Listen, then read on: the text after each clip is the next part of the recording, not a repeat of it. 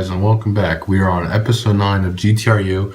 Last week we did not have one due to Thanksgiving. We were with our families, as you all were. We're going to be starting out with our geek category. Have anything you're going to say, Shane? No, it's just going to be really exciting to talk about 2 weeks at once. All right, here we go now. All right, to start off this video, we're going to be talking about Sleepy Hollow. A lot of shows actually are starting to go off air due to like Christmas time, so we're starting to. This is like the final episodes for the fall, so this one was actually the mid-season finale of Sleepy Hollow. And if you remember last week or the last time we had an episode, we talked about what happened before, how Jenny was basically kidnapped by this new god that Pandora brought, and how basically Ichabod, Jenny's sister Abby, and her boyfriend are basically trying to get her back. And because she holds basically the god's power in her body, as we find out in this episode, that he needs her to become his full formal self, basically. He's not like at his ultimate power, but he's with sucking out her energy, he will be able to, because she absorbed the stone that everyone's after. So basically in this episode, they're facing off against the god. And of course, it's hard, but also the way the episode came together was pretty nice. It really sets up for the better half, or like the next half of Sleepy Hollow. What else happened in the episode? That's about it.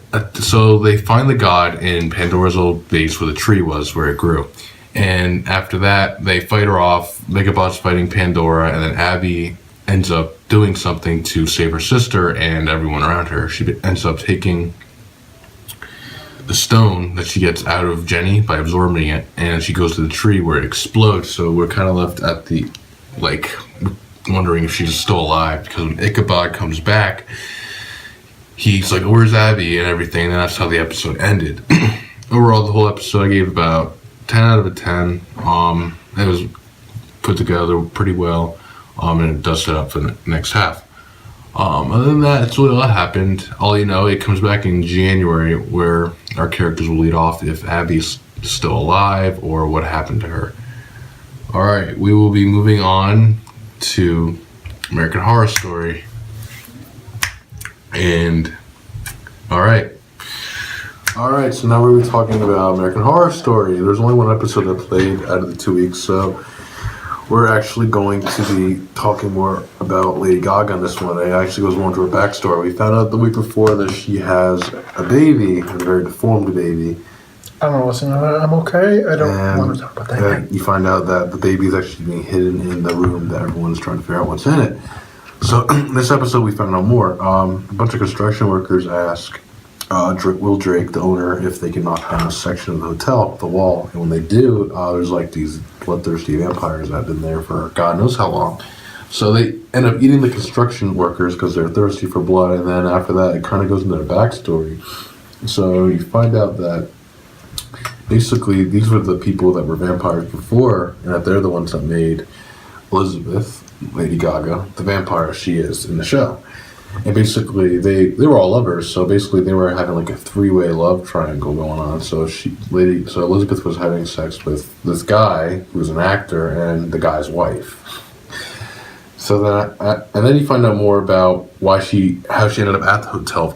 So it's a lot of backstory with her. So I like that. You get to explain more of who she is as a character. You find out that Mr. March was he was the former owner. That he's a ghost now. He was obsessed with her. And he actually ended up being the one to lock her 2 lovers in that wall. So it explains how they got into the wall and why they were there. So basically, he didn't want her seeing them because he knew that she loved them. That was basically her first love, because she was a teenager at the time. So he's been keeping them, and then she finds out that he was doing it, and she's not happy about it at all. So we'll find out what happens later on as the show progresses. So I think there's about 5 episodes left, so we're on episode 8. Yeah, what else happened? Oh yeah, we find out more about John. He pretends to go for a psychiatric evaluation to get to the presumed 10 Commandments killer, and he finds out it is a little girl, and she goes on to tell him that basically a man made her do everything, and going throughout the scenes showed her doing the murders from his word. But at the end, she was like, "I'm gonna help you." So they broke out, but then she ends up jumping in front of a truck, and now we don't know if he's going to find his killer or what. Because everyone thinks he's crazy. No one believes him about anything. And his wife too is not even helping. His wife's just being part of Elizabeth's team, just watching the kids in the hotel. So we'll find out what happens more with that as well. Iris is still, snitching on Elizabeth for Ramona and Donovan, so we'll see how that storyline progresses, but that's about it. Nothing but the kids that, ate their whole kindergarten class, but that's it. The overall episode, I gave about a 9 out of a 10. It was put together pretty well. Nice, more backstory on Lady Gaga. So, but that's it, and we're actually going to be moving on to the mid-season finale of Heroes Reborn. All right, so now we're going to be talking about the Heroes Reborn, and what did you think of it, Shane? I thought it was really good, except for, the way they ended it.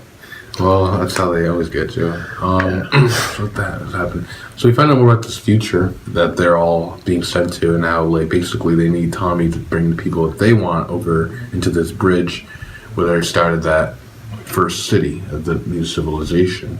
Looks like Seattle. Yeah. So. Also, Miko's back. We thought she died, but she actually somehow was sent to the future. Yeah. That's actually what I wanted to ask you. Do you actually believe that, she wasn't really a person. The actual person is inside the continuator right now. Because remember, because in the June 15th, when they went back in time, it explained how he basically used her as his power. He has a power himself. He basically pulled her out of the software. Yeah. She used the piece of code, which is what she is in the future, because the real her's being whatever they're doing with them. But how exactly did he do that? How the heck did he bring her to the future that...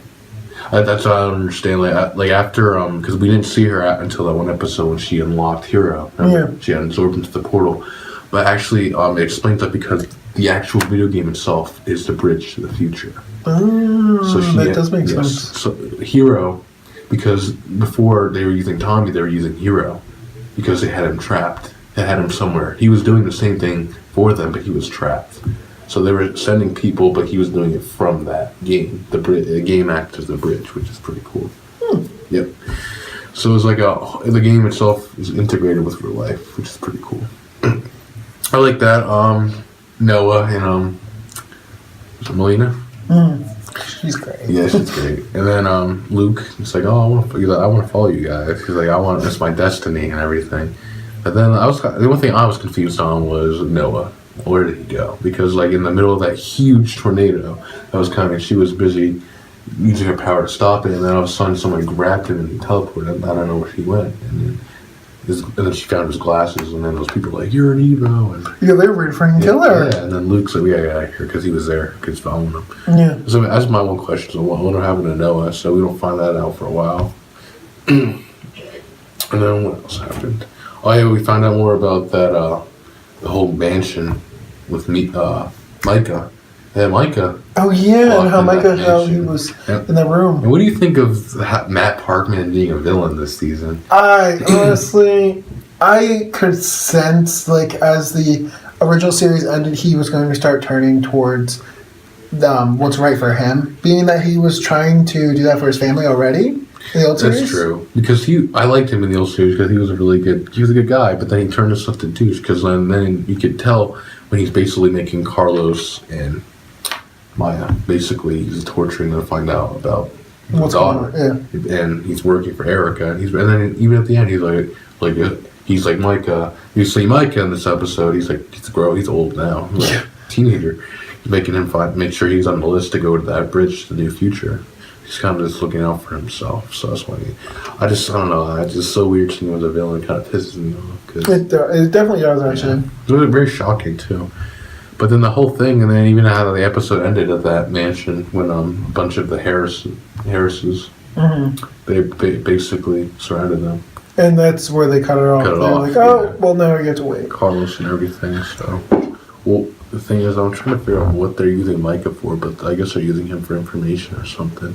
Cause that's what, honestly, what it looks like, how they can find where people are being that they don't have any other tracker. Exactly. And They don't have Molly. I know. I mean, and there's Taylor and the Haitian, all part of that group trying to save him. Yeah. So. Oh, that one woman with her eyes can do that. That's pretty cool. Yeah, it was pretty awesome. It was a good episode overall. It just kind of, cliffhangers. Yeah.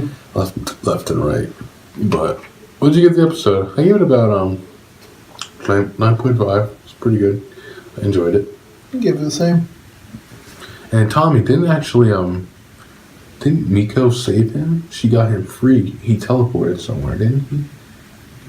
At the end of the episode. No, well, yes.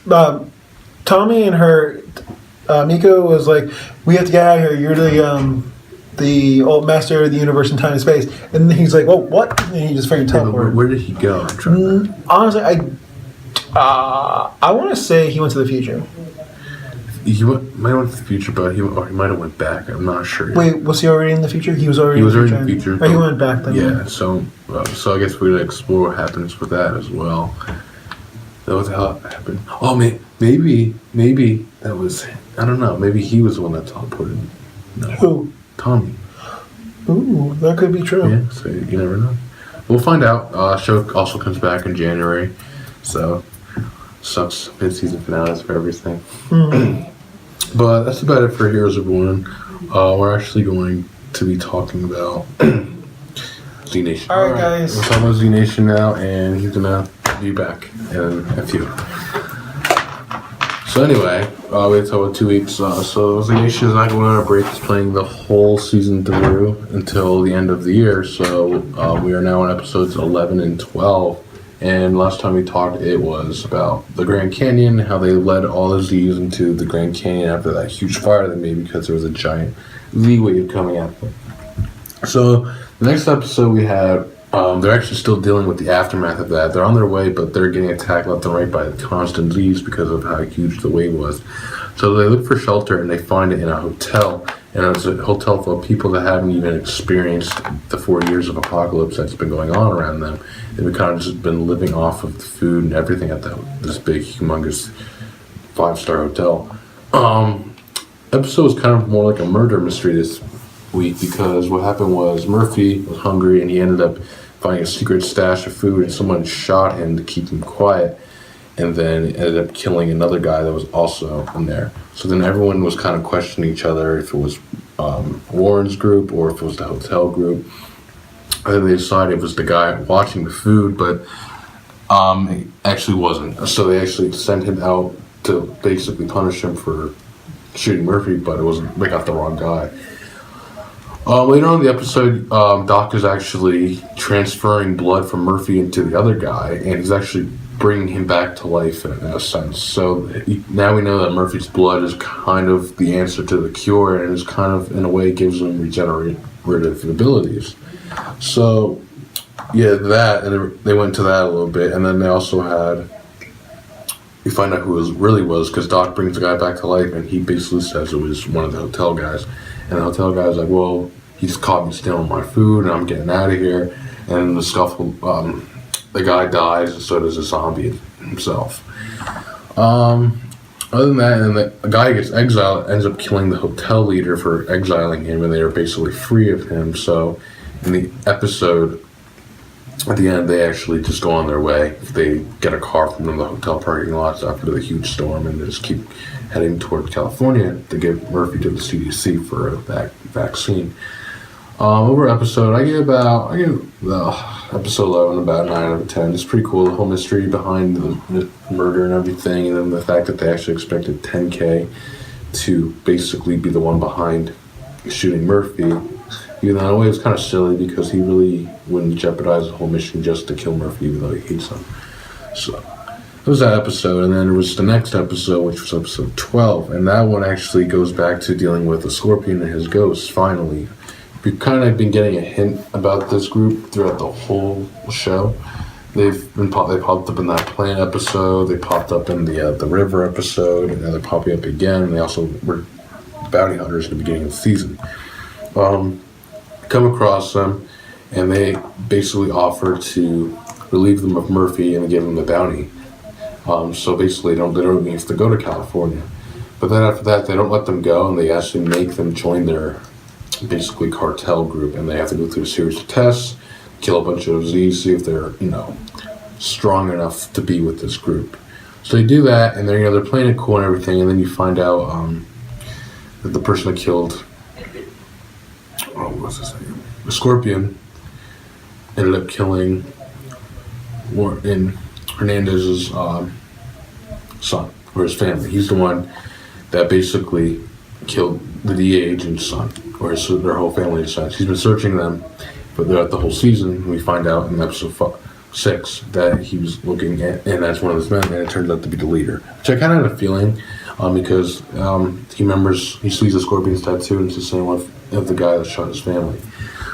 So he basically was like, well, screw you guys, I'm going to kill this guy, and then they really can't do anything to save him, and they end up getting caught, and then the Scorpion thinks he's working for someone, and he ends up torturing him.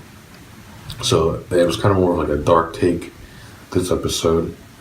And then after that, at the end of the episode, Dr. Curran is with them because they took him in episode 4, and he's actually making, him and Murphy have been up to something since that episode, and I guess they think he's working on a cure, but Dr. Cure is actually working on something else, something to do with people and how Murphy is able to control them. So, let's see. So at the end of the episode, they basically have a sample of this so-called cure, and they plan on injecting the DEA agent with it. So if Warren and Doc and Ted Carey allow this, we'll have to see. You don't really see much of them throughout this episode, so it kind of just focused on Warren, the agent, and the ghost. So that's about it. I gave the episode a 10 out of 10 because it was a very good take. I actually want to see what happens this week. So actually, we'll be moving on to our next show, which is The Walking Dead, and we'll be discussing the last 2 episodes for that season. So now we're moving on to The Walking Dead. Spoilers for anyone who hears this. This is a spoiler for the episode 7 and 8. Who the hell has not seen it yet? Oh, wait. We don't want to say, but this is spoiler. Last chance. Anyway, we're moving on to episode 7. We're moving on from the episode where Daryl, last episode we talked about was Daryl, Abraham, and Sasha, how the whole thing happened and how they came across as saviors. Mm-hmm. So now episode 7 is focusing back to Alexandria. Basically, they're still dealing with the aftermath of everything that's going on, and the first thing we have to talk about is the resolution of Glenn's fate. That was basically the first 10 minutes of the whole episode, really. It was really 10 minutes. Because then Enid popped up. So basically, we find out that Glenn's still alive. He actually, like as we said in episode 3, how he survived. They were eating Nicholas's body, which is on top of Glenn, and Glenn then hid under the dumpster and then made a barrier by killing the walkers around it. So they didn't even notice he was there. So he just waited it out for the night and woke up the next day. And then Enid was there and said, hey, you want some water? And then he asked about Maggie, and he's like, you gotta come back with me and everything. Enid was kind of a bitch. No. Pull a gun on him. It's like, why? Like, he's trying to save you. You're not gonna last 10 seconds out of this right here. Do you know what's funny? I honestly think she's part of the wolves. Yeah, there's a theory about that she's part of the wolves, but I think I don't know. She just given up on everything. JSS. Basically, she's like, I'm done with this world. I'm done living life. I'm just gonna do whatever. Mm-hmm. But she's being naive about it. So it's good to see him back and alive. And after 4 weeks, we had to wait to find that out. So it was good like that. And then back to Alexandria, Rick's working on that breach in the wall. Him and what's that guy's name? I forget his name. Him and the guy. Tobin. That's it. Him and Tobin were working on the fence. And Spencer, that stupid idiot, Deanna's son, alright guys, I'm going to try to cross this gate and try to drive him off. 2 times now he's been an idiot. Yeah, and Rick's like, what are you doing? And then when Tara saves him, Rick got on her. He's like, why would you save your boat, you waste your bullets on him? And he's like, you're being such a dick about it. But you kind of see his point. Like, you can't do stupid crap like that. But he pretty much said that these are not our people, which was not cool, though. He says that. True, but like in a way, I see where he's coming from because they're bringing them down. Mm-hmm. They can't be worried about them making stupid bonehead calls if if they're trying to save everyone, you know what I mean? They can't be worrying about someone stepping out of line. So you kind of see what Rick's point of view is. I love Rick, so I'm like all pro Rick all the time, usually. Unless he crosses the line. But he hasn't done that yet. Not yet. So he's getting there. I don't know. But it didn't even matter, that whole fence. Nope, because they're moving on to Because actually there were so many walkers, there was a tower that instantly collapsed and broke down the whole wall. So now Alexandria is screwed and being swarmed with walkers. Yep. And then actually we find out, and then they actually confronted Morgan about this, killing thing. They're like, what the hell are you doing? Like, do you realize that you let those 5 guys come and like shoot me up in the RV? Because remember, Swing Wolves, they let go. They basically shot at Rick. Mm-hmm. And then Morgan's like, well, life is life. I'm like, dude, you need to get over this. And then Carol, she followed him at the end. She's like, what are you doing in there? And then she goes in there, and Morgan. We find out what happens next episode. Yeah. And then also another thing, Ron, Carl, like Pete's son. Yes. Yeah. So he basically, from what we can tell, that he's having Rick teach him to shoot, so that he knows how to use it and shoot Carl. At the end of the episode, he was walking towards Carl with the gun, and that was going to cut off for that part. So. Then isn't that exactly when the tower fell? Yes, right around that time. And then that was that. And then, so what did you give that overall episode? That episode, honestly, you know what? 10 out of 10, because the next episode. Well, I thought it was a 9. It was like a 9, a solid 9. Nothing more, nothing low. It was setting up for something really cool. And then the next episode happened. What a disaster that episode was. Let's start. Let's start. The mid-season finale, which just premiered, was actually kind of a disaster. And it was probably the worst episode of the whole season that I've seen so far. Mm-hmm. Because that the whole season has been like really cool, good pacing, good action. I like where they're going, and then they kind of just end it with a very crappy episode. And I wasn't the only one to think that. I shared a link with you about that. On Facebook, right? A lot of people had very mixed reactions to this finale. For one, it didn't feel like a finale.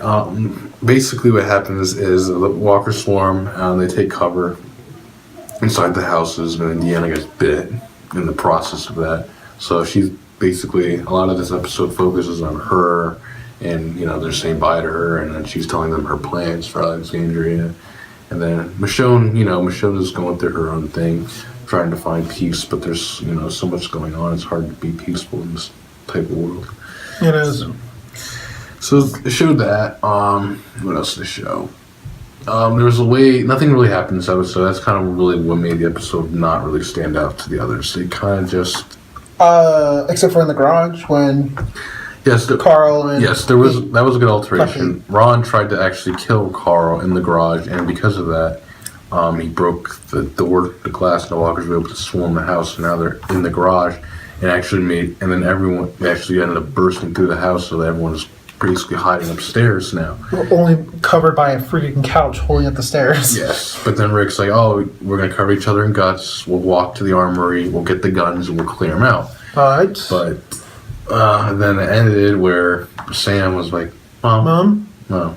And everyone's head just turned at that moment like, this kid's going to get everyone killed. And everyone killed. Because he's just not fit for this world. You could kind of tell, because even in the beginning of the episode, when he was drawing, that being tied to a tree. Yeah. He wouldn't even leave his house. He wouldn't even go downstairs. His mom was to bring him the meals. I would have been like, this kid's going to starve. But the way the whole thing ended, it sucked. It did not feel like a mid-season finale. No, not even that. It didn't even feel like an ending. Like, it didn't even feel like a cliffhanger. I feel like we were like waiting for one more episode. Yeah, like this would have been a great episode if they played it before the mid-season finale, and then the mid-season finale when they get to the armory, instead of, you know what I mean? It would have been nice if they just said, "Hey guys, it was a joke, ha ha ha." And then here's an actual real one. And another thing I did not like about this episode was the whole Morgan and Carol thing. That was done very poorly. It was. And Morgan is just being a complete idiot now. Basically, Carol was like, I don't trust you, Morgan. This wolf cannot stay. But the thing is, they both kind of annoyed me this episode. Because for one, Carol's like, think about this, Shane. let's kill this guy now. Let's not worry about thousands of walkers that are surrounding these houses. Like, does this really have to be addressed right now? Like, I understand he's dangerous, but you have a lot of other stuff to worry about. So the fact that she took such a big deal out of it kind of was like, Carol, relax. There's other stuff to worry about. We can deal with that after. But then Morgan defending him was also a bunch of crap. But then what the guy actually did. Yes, and then Morgan ends up fighting Carol to save this guy, and he knocks her out. And then the guy knocks Morgan out. And then the doctor that Morgan brought in from last episode, Denise, he holds them hostage. And then Tara, Eugene, and Rosita, they were in another part of the house, the garage, remember? It was locked. And then they come in, and basically, he's like, we're leaving, whatever, so. And it ended like that. I didn't like that ending either. It's like, are you kidding me? I have to wait 3 months for this crap? Bull crap. Also, we find out who actually called for help on the radio to Daryl. Yep, it was Eugene, of all people. I was so surprised. Really? I was like, what? Alright. Yeah, I thought he was a goner at that point. But seriously.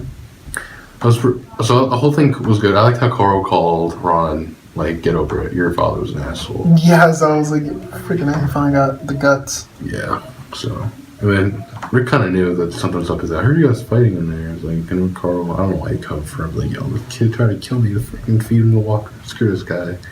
He could turn again for all we know. Who knows what happened next episode, right? And then this is probably the best part of the whole season. No, the whole episode actually was the after credit scene. Did you see it? I didn't get to see it. All right. Well, you're about to find out now. Daryl, Abraham, and Sasha they're driving back. They're rushing back because after that call out, they get pulled over by a group of guys. And the guys are basically like, leave your car. If I see any weapons, we'll shoot on sight. They're surrounded. There's like 6, 7 guys surrounding them on motorcycles. They come out. They're like, well, we're taking your car and everything. And they're like, who do you think? And Abraham's like, who do you think you are? He's like, all right, and the guy was basically like, I'm gonna make this simple for you. Everything in that truck, those tires, the tissues in the dashboard, the steering wheel, the weapons you have in the back, the food you have, the clothes on your body, they belong to Negan now. And that's how it ended. And oh, no. Not Negan, because Negan is a complete dick. He makes the governor look like a princess. I was about to say, who do you think's worse? Princess? Princess or Negan? The governor. The governor's definitely a baby compared to Negan. Oh, hell yes. Negan is probably the most, as of now, the ruthless villain that they've come across. There's another group, but we'll get to that when the show gets to those people. Right now, I have to worry about a serious thing, and that is Negan. But I also have to worry about these walkers. Just hope they can clear them out. But overall, the episode, like I said, was, to me, shit. So I gave it a 7 out of 10. It really was a disappointer. I usually like every mid-season finale I've had, but this one really did not cut the cake at all. Definitely agree with you. But that's about it. We'll keep informed. It'll be back in February, and we'll be talking about it then. And it'll be the back half of that season. And now we're going to be moving on to the last 2 episodes of Gotham. So in this episode, it's the aftermath of Gordon after the hitman to kill him in episode 9 from Tigress. Theo actually ends up getting out on some kind of thing, and Gordon gets very pissed off about that. Anyway,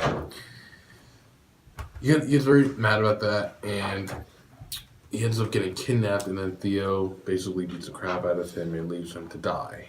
And then after that, he basically was like, we're going to basically kill the son of Gotham. Because throughout the episode, Gordon's investigating these monks that appeared in episode 9. They were killing random people, but it seems like they're killing like a certain number of victims to get to a certain number so that then they could kill the son of Gotham. But Gordon has yet to figure out that is Bruce Wayne. So, Penguin actually ends up saving Gordon from Theo's men, and he's basically, where is he, Jim? Because, he killed his mother, he wants vengeance. Riddler, he's actually been harboring Penguin in his hotel, and basically they're using it as his base of operations for now, basically. So we'll find out what happens there. Alfred actually pays a visit to Theo and gets attacked by the Tigress, and actually at the end of the episode he gets severely injured by her from a knife. So you find out what happens with that in the next episode. And then at the end of the very end of the episode, Theo ends up kidnapping Bruce, ready to perform this ritual that him and his monks of St. Dumas are ready to perform on him. What else happened? Oh yeah, Bruce actually got Silver to confess to the man who was behind his parents' murder. He basically tricked her into thinking that they were being kidnapped by this criminal named The Knife. And he threatened to basically butcher Bruce up to okay, it was Matches Malone. And which is awesome because we have another character straight from the Batman comics. Matches Malone in the comics is he's a fraud. He commits fraud. He's a con artist. He's like a informant in the crime of Gotham.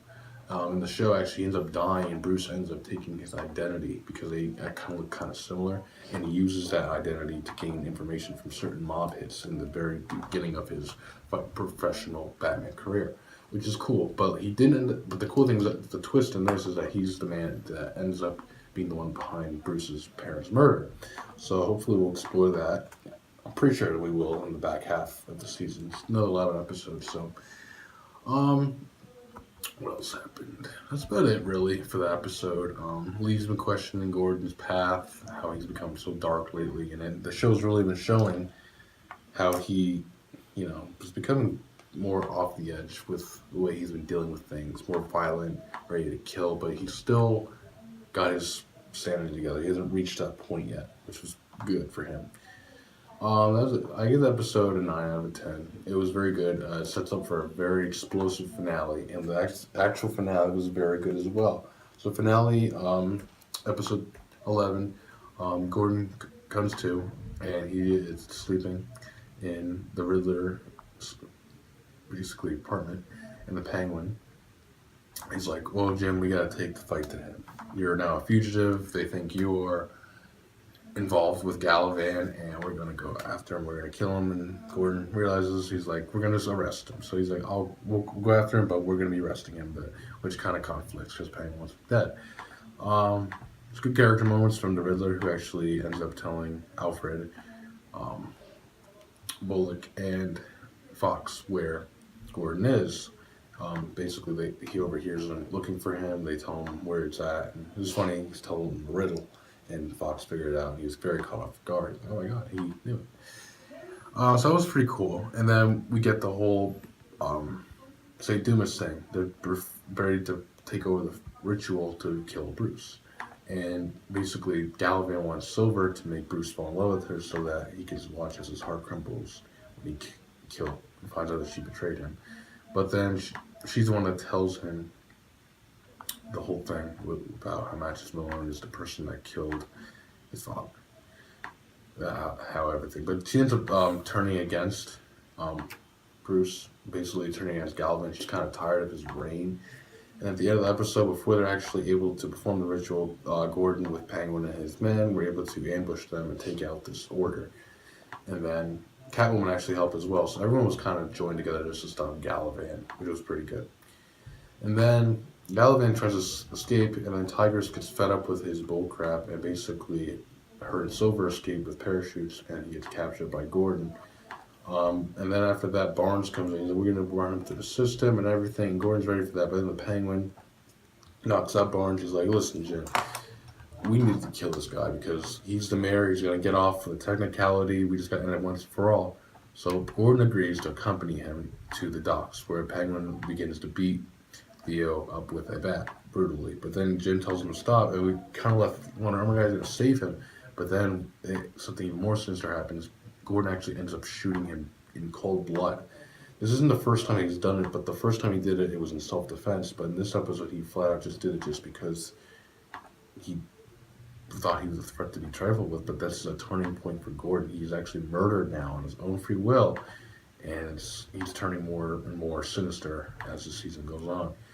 So that was good. The whole episode was put together pretty nicely. It sets up pretty nicely as well for the back half. Like I said, we're going to be going into Matches Malone now, and some other villains too are starting to rise up. Specifically, we find out who has been sending those other criminals down to the Wayne Enterprises facility where Firefly is being held, and they bring some of them down, and it actually turned out to be Galavan's body when his His umbrella shoved down his throat. So, they're basically like, tell Doctor Strange we found an interesting specimen. So that goes to show you that Doctor Strange is behind this program and he's up to something. And he's one of the first Batman villains, and he came in the 40s. Very sinister, arch nemesis. He was the main villain in the Batman Arkham City game. So it can be interesting to see him make his first live debut in a Batman film or anything. Series, movie, he hasn't been in anything except the game. And then also, we also get a nice glimpse of Mr. Freeze. The end of the episode, a guy is running off, and Mr. Freeze finds him and basically shoots him with the freeze gun. So we're hinting at an episode heavily based off of Hugo Strange and Mr. Freeze. So we'll see how that goes. The Tigers are still out there. Riddler and Penguin are still working together. You know, we still have a bunch of villains we still have to introduce. Hopefully they'll bring the Joker back, because I'm really interested in to see where that arc goes. That's about it. I gave that episode 10 out of 10, put together very nicely. The characterization for Gordon. They finally got Galavan, the introduction of the new villains to come, and they wrapped up a lot of loose ends from the first half of the season. So I cannot wait for the next half. We're now going to be moving on to Flash and Arrow. The first being the Flash episode, and then actually the first part of the Flash and Arrow crossover, which was put together very nicely and has a big budget behind it. But here we go. We are going to be starting now with Flash and Arrow. Alright, so we're starting off with some more superhero shows this evening. We're starting off with Arrow, episode 7. We talked about the Flash episode with Gorilla Grodd, so now we're moving on to Arrow, and which continued after they broke the Atom out of basically Damien Dark's clutches. So in this episode, it focuses again on Damien Dark, who's planning more and more, getting more devices and more stuff. Who knows what he's doing? We're kind of just left pondering at this moment. This episode had a lot of good fight scenes in it. You find out more and more about this organization Hive. You actually find out that Diggle's brother Andy is still alive, and he's one of the Hive members. And then throughout the episode, he's kind of like, I gave up my brother, but Oliver and the rest of the team are like, well, he's probably being controlled. And then you find out that they're taking pills, so they are being controlled in a sense. But even when they do capture Andy, he kind of was like, yeah, I work for Dark. I'm not ashamed of being a drug dealer and everything, after they find out on his files from Laurel's dad, Quentin. So you find out more about Hive, which is pretty good.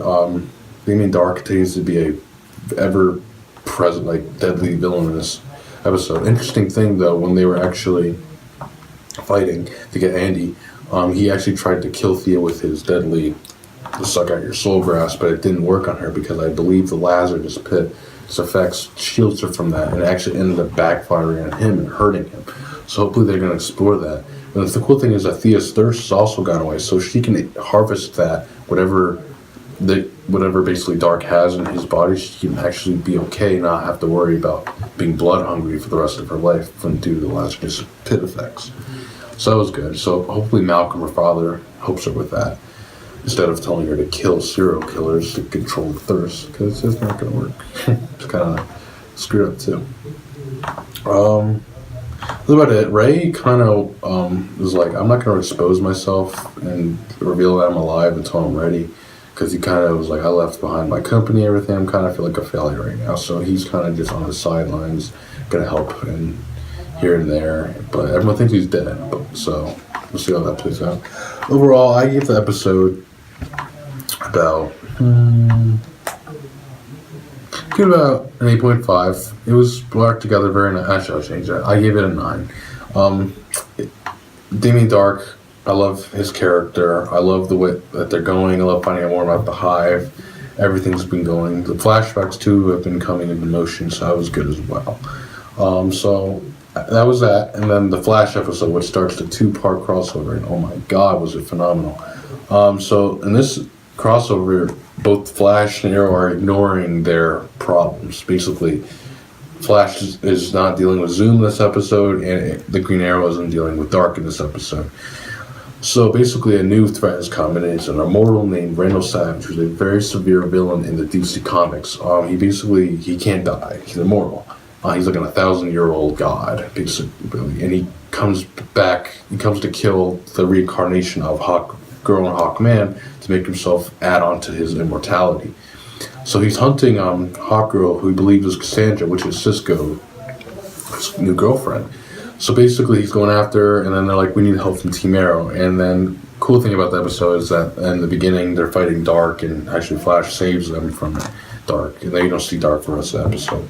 He's like, "I need your help." There's this guy after, and then after that, it goes downhill from that, because then they get attacked multiple times by Reno Savage, who's like set on getting Hawkgirl, and like the fight scenes with him were so put together so nicely. And then when Hawkman came into the picture, he also was a nice addition. There was a fight scene with him, Flash, and Arrow, and they were able to stop him. I like that whole fight too. The humor too, it really reminds me of something of like a Justice League comic. It really stands out. It's very funny, and everything about it. It's just great the way that they did it, and the fact that they're ignoring their storylines to focus on a bigger threat is also awesome. And this is actually going to be setting up the Legends of Tomorrow show, which will start in January.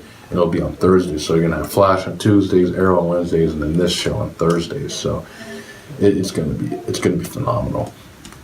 So that was it. I'll talk to you about the second part of the episode next week, due to the fact that it doesn't play till tonight, and we cover only a week.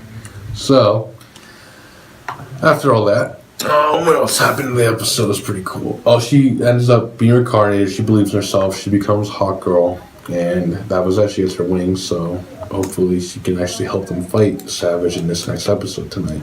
It ends off on a very rough note. He ends up getting the staff of Anubis, which ends up making him more powerful and more, like, it's impossible to stop. He basically tried to blow up the church they were in, but the Flash was able to save him with his speed. That's about it for the episode. Oh yeah, there was a plot. They were still, of course, they're still going to focus on Doom. So to make Barry faster, the Earth 2 Wells is basically stating that they should inject him with a new serum he's been working on. But when Jay Garrick comes back and he's kind of like, "Oh, you can't do this, you can't trust that." And then basically what happens after that, he basically gets shot by Patty, who thinks that he's Earth 1 Wells, and after that, Jay's forced to take the serum to save Wells. And then he, after he saves him, he's like, promising he'll use that Barry, so who knows what they're going to do to get Barry's speed back in shape. Because Zoom really beat him bad and really took away a good portion of his speed. The whole episode I gave about 10 out of 10 because they were able to focus both on Flash and Arrow and Zoom at the same time. Very good screen time for all characters. Now, actually, there was also another good subplot, which was the reveal of Oliver's illegitimate son. At the very end of the episode, he bumps into a kid who drops a Flash action figure, and you find out that the mother is one of Oliver's ex-girlfriends who remembers he impregnated back in season 2. So he's kind of like, "Oh my god, that's my son," and that's how it ends. So I really can't wait for this next part. That's it for that. We're moving on to a new show that started in November. Jessica Jones, another superhero show, Marvel, which is actually part 2 of the Netflix series following Daredevil. So to celebrate that, I'm wearing a Daredevil shirt. But here we go, Jessica Jones. Moving on to our new show for this month, which we'll be talking, basically, this is the only show we'll be watching after this episode. Actually, no, still some Flash and Arrow, some American Horror Story until it ends, but this will be our show for a while. We'll be talking about solely until the shows come back. That and a bunch of others, but alright, Jessica Jones. I'm going to watch the show right now, so while you guys are talking about it, I'm going to watch it, and at the end of the whole discussion, I will tell you what I think of the show already. Alright. So go ahead. So let's start off. Jessica Jones. We're going to start off with the whole concept behind it. So this might be a long video, just so you guys get an understanding of who Jessica Jones is. So she's a superhero, but in the comic she's a superhero, but in the show she is a PI, but she was a superhero. So it starts off with her basically, she does PI for a living. She spies on people to see if they're cheating on their spouses. She's paid for that. So that's actually a callback to the new Jessica Jones series called Alias, which actually comes directly, that is solely based off the show. The show is based off the comic, basically. That whole thing, the Alias thing, because she has Alias investigations and everything. So the first episode, you kind of introduced to like who she is, what she's doing. She's not a lot different than Daredevil. This is the second part of the Netflix Marvel shows. The first being Daredevil. If you haven't seen Daredevil, I recommend you see it. We'll be reviewing Daredevil in season 2 as when the spring season comes. Cannot wait for that. So basically in this, she's a victim of PTSD. She was controlled by a man named Kilgrave, who has the ability to control people just by saying, "Oh, you're gonna do this and that." So he's like her, because she actually has super strength herself. So we're starting to get a better handle on people, street fighters that have abilities. Daredevil was blind from an accident. You have Jessica Jones, who has super strength, and you have Kilgrave, who has mind control. Such and such. So that's pretty cool. We're introduced more super beings, but these people get their powers from like accidents. We don't find out what the accident is for Jessica Jones until probably later on in the show. But introduces her, introduces some other characters as well. Her best friend Trish, she's been distancing herself. She said, "Well, I miss you. We gotta hang out more and everything." There, because they have a chemistry, they have history, the two. So basically, that happened, and then the cool thing about Trish in the comics, she's a comic character. She is actually Hellcat, the hero Hellcat in the comic. She becomes her. So if they actually make her that in the show, that would be very sick. But you're introduced to her. Introduce Jessica Jones. They mentioned Kilgrave. We don't meet him yet, so they're kind of keeping him off books for now, which is pretty cool. I like the way Netflix sets up the villains. Like they have like a grand opening to make them sound so fearful, and it's just so brought together so nicely. Netflix has done such a great job with their heroes so far. What else we actually get a look into Luke Cage. Luke Cage will be having he will be the third show of the Netflix series, so the fact that we get to know him before that show is going to be pretty awesome. Jessica Jones actually got a case. She is spying on him for a woman. A woman thinks she's spying on him for a man. A man thinks that his wife is having an affair with Luke, so she's taking pictures of him and everything, and then, they talk at the bar, for chit-chat, all that stuff, and then she actually gets a case from these parents who are basically like, "Our daughter's missing, we need you to find them." And then as she's going through the case, she realizes that this girl is being controlled by Kilgrave, and that Kilgrave is back, which is, like I said, the one that put her through PTSD. He controlled her and made her do terrible things, which we get to find out.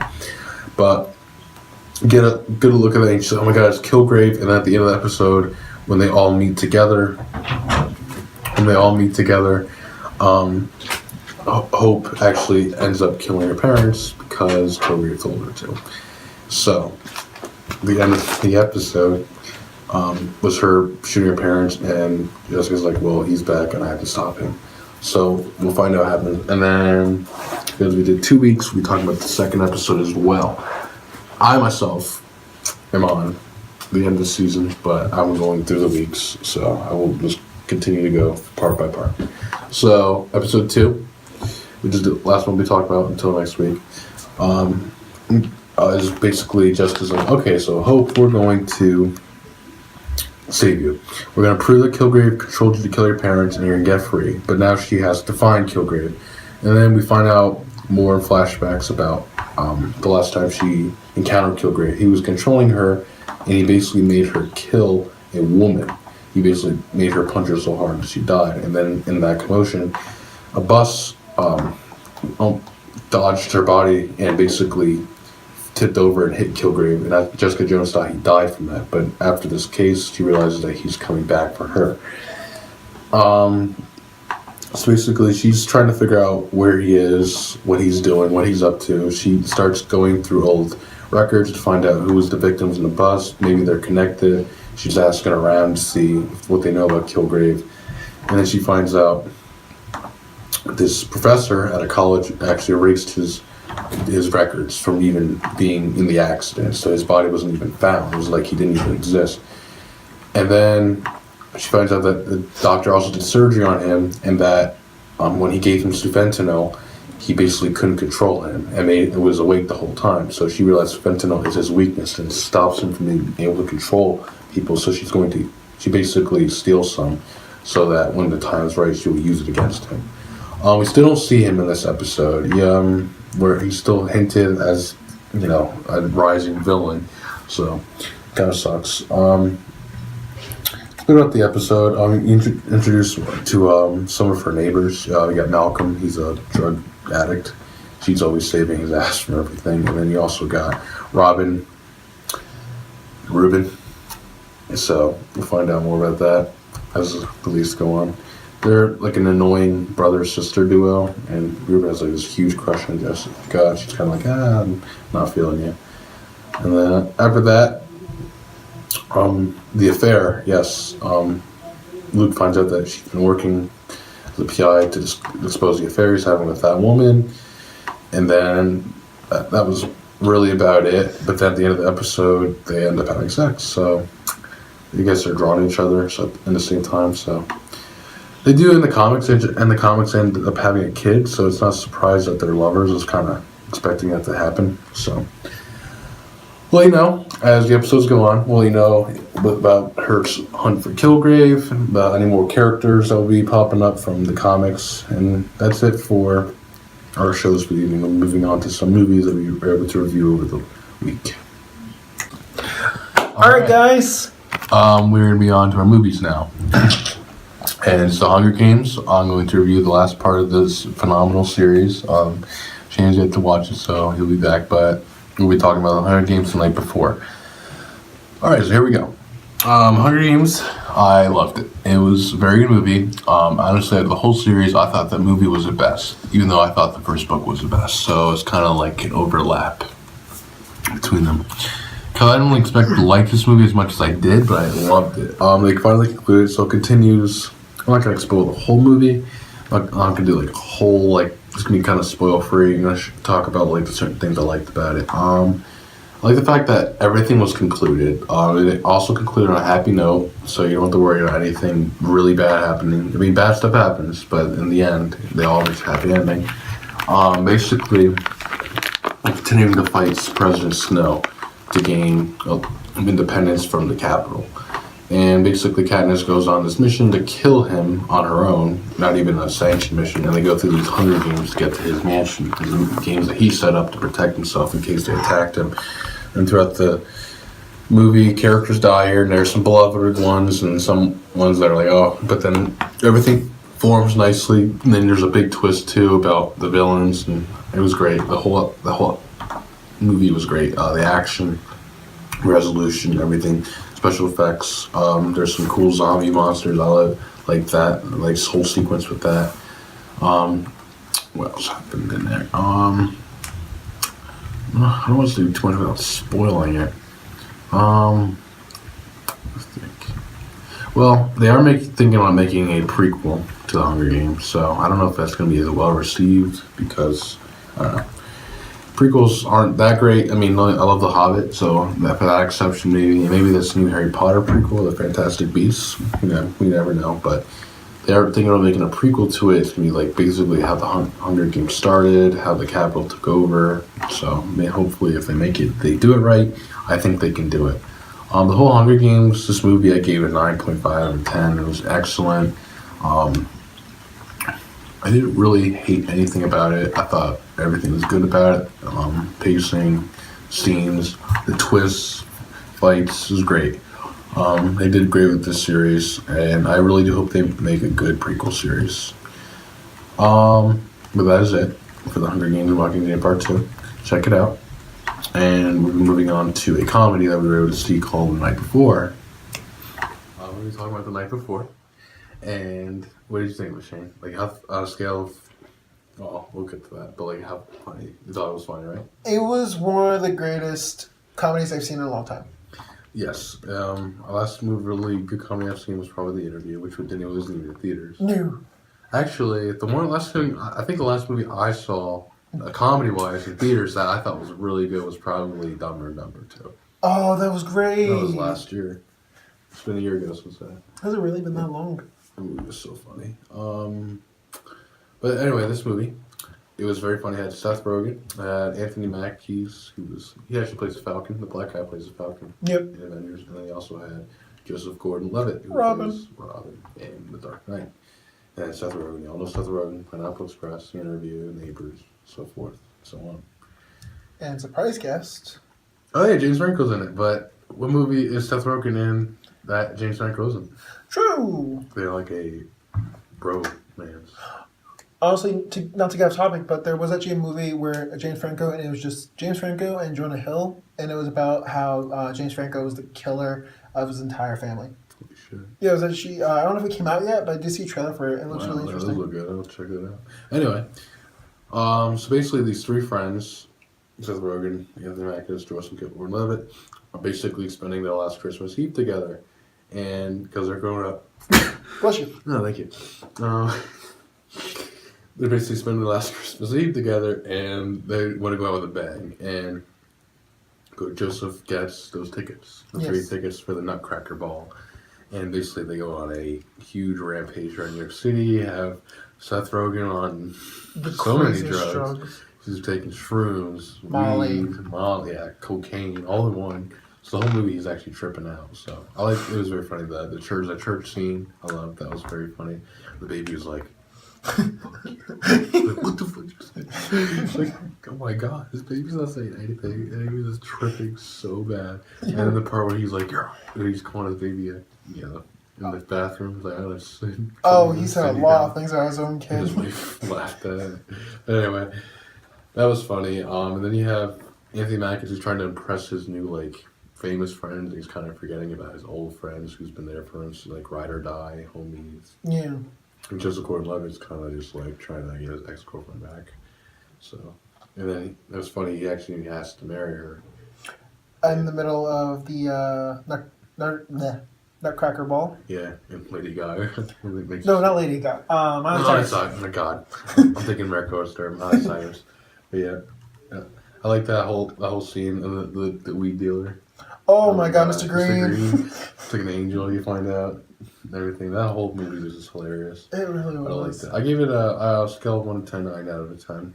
Yourself? As well. Yes.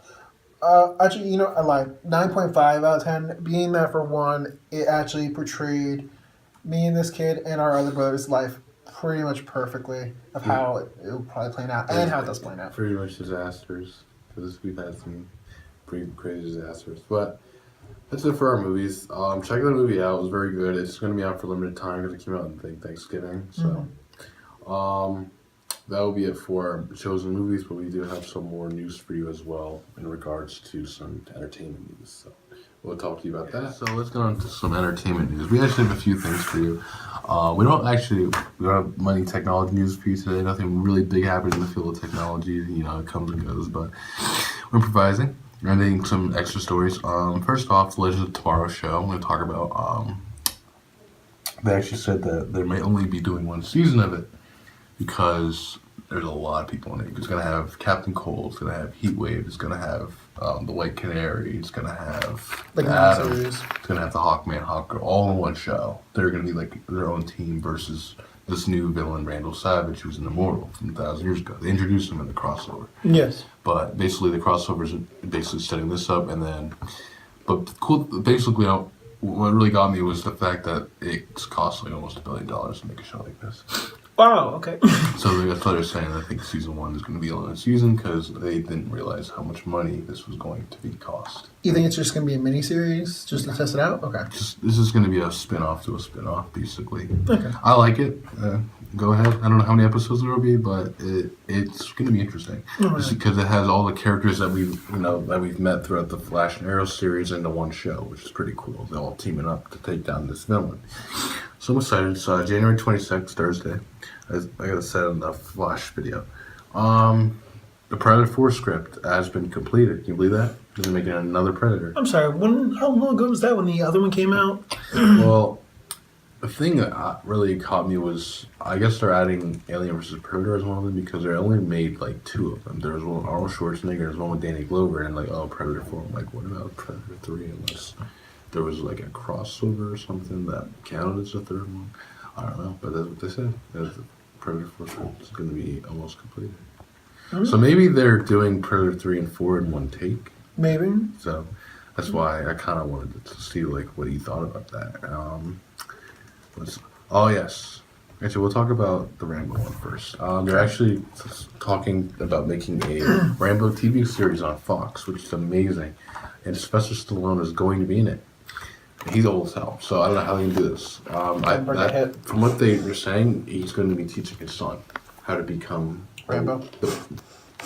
So I'm interested to see that. If that happens, we'll be definitely reviewing that when it comes on. We'll let you know that goes on. And actually, our final story will be the upcoming Batman vs Superman teaser that was released. Which you made me watch right in the beginning of yesterday's movie. It was so good. What did you think? Actually, but like I said, didn't it leave a lot of questions? It did, honestly, because he ripped off his mask, and you're like, what? Well, first you're kind of like, it starts off with him chained, God knows where, in some cellar, and then there's these guards guarding him, and then Superman comes down, and then the guards just bow to him, and he comes over, unmasks him, there's Ben Affleck, looks at the mask, looks at him, and that was it. Actually, I believe there's a trailer. Tonight. Yes, tonight that's going to be released, so you guys should check that out. Let me ask you something. It's going to actually include that scene, but explain more to it, which is why I'm excited. Do you think, being in our last episode of GCRU, how I said they were trying to work in Wonder Woman into the trailers, being that, what's that movie? Civil War took it, like, blew everything. No, not Civil War. It was Star Wars that blew everything out of the water, blew up the internet and everything. They're trying to make this blow up the internet. Do you really think they're going to even do that? I think they're trying to, and they're kind of getting to that point with this scene that they showed, because it was very controversial. It kind of was like, is Superman the villain? Like, why is, like, so many questions. You're like, oh my god, like, this is crazy. Like, oh my god, what's going on? What's happening? This movie's gonna be like this. I'm gonna be like, wow, this is gonna be one of the best movies this year, I think. And then this. Wait, no, it's not going to be Star Wars. no, I'm talking next year. Star Wars will be the biggest one this year. True. Star Wars broke the internet. It did. 33 million viewers for trailer 3, or 330, I think. That's a lot of people. Actually, there is another thing we can talk about tonight. What's this? It was the reveal of the Avengers, the Civil War. That just came out. Oh, yeah. Yeah, actually, on top of that, another superhero trailer released. We got our first look at the Civil War, which will be the 13th installment of the Marvel Cinematic Universe. It's going to basically kickstart Phase 3. Phase 2 ended with Ant-Man, so what do you think is going to happen? Like, from the trailer, it showed, like, Bucky and Captain America. it looks like Captain does get Bucky, and it looks like they team up against this new pro-registration. The government is trying to regulate them. You know what's cool? The guy who's regulating it, did you recognize who he was? The old guy? I didn't. That's General Ross from The Incredible Hulk. Really? Yeah. Betty, the one General that's hunting him in the Abomination. That was him. He's running the whole thing. And he's going to be in this movie, which is, people are speculating he's going to become the Red Hulk, which he does in the comics. I wonder how he's going to look on screen, though, as Red Hulk. Right, if that happens. Or maybe just save it for later, but there's a reason he's back. What else happened? Basically, we got to finally figure out who is on Captain America's team in this Civil War. We got Black Widow. No, Black Widow's actually not going to be in it. What? Yeah, she's not going to be on his side. She's going to be on the other side. Tony's. Yes. From what we saw, there's a fight scene going between the two tombs, and we actually got a good look of the characters. It was Captain America, it was the Winter Soldier, it was the Falcon, it was Hawkeye. Okay. And then who was it? And then there was the Scarlet Witch. Yes. It was those 5. Then on the other And side. the other side, I didn't really see the other side, but if that's the case, then Black that must Panther. mean Iron Man is a leader. Black Widow's going to be on his side. The Vision, who we saw in Avengers: Age of Ultron. Maybe Spider-Man, because Spider-Man's supposed to be in it. What about Black Panther? We saw him in the Black Panther, they said that he was going to be having his own storyline. Like, he's not going to be involved in any of this, but his Okay. storyline is going to connect somehow. Okay. So he's one of the main players, besides. But one of the heartbreaking scenes was like when Captain America's like, "Oh, sorry, he's my friend." Iron Man is like, "Oh." I was too. Everyone's freaking out. Tiffany What? was like crying. Like, are you kidding me? Just relax. It's like, oh my god. But I'm interested to see how that is. That actually broke the internet too. 61 million viewers already. But nothing has beaten Star Wars yet. The third trailer. The first one was like 200 something. This one was an extra 110 million. Mm-hmm. So that's pretty crazy. But that's it. I guess got some good reveals. We're starting to roll into 2016. Just kind of scary. Think about another year's come and gone. Mm-hmm. But that's about it for our entertainment and our shows and everything. We're moving on to music, and that will be it for the night. All right, we'll be talking about music.